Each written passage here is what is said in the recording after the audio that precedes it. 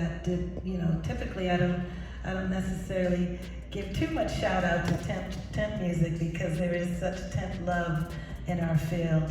And when I say that, I mean that in a good-natured way, because temp music, as you all know, can be very effective in pointing us in certain directions. And so the choices that the editors made, along with MJ, were very effective and enabled me to see, okay, they want a thematic trajectory.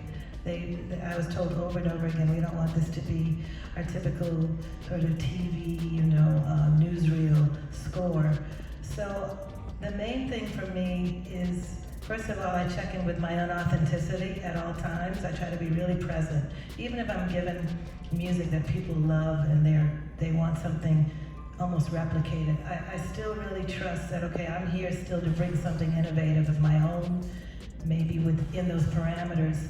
So after I kind of get into that zone, and with this story being as emotionally charged and as important as it is, I always try to yield to being extremely present and really being another character in that conversation with what I'm seeing.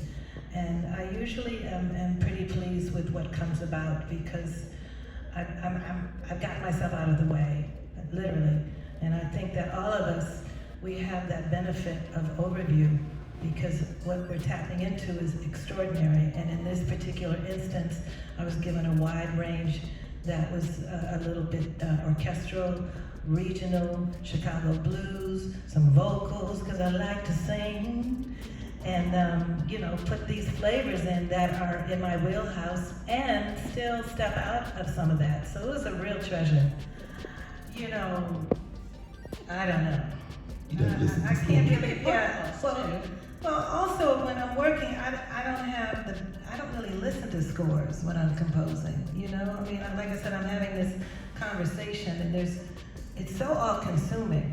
I can tell you I've been influenced by a range of music, some of which is film score, some of which is, 1 minute I'll be listening to Ray Vaughan Williams, then I'll be listening to McCoy Tyner, then I'll listen to some old, maybe Michael Dana or it's hard for me to say score-wise what the influence is because I mentioned Michael Dana because I did love what he did on Capote.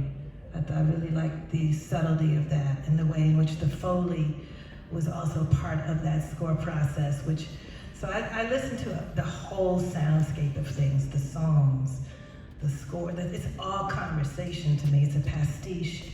And when I'm writing on a project, it's a real,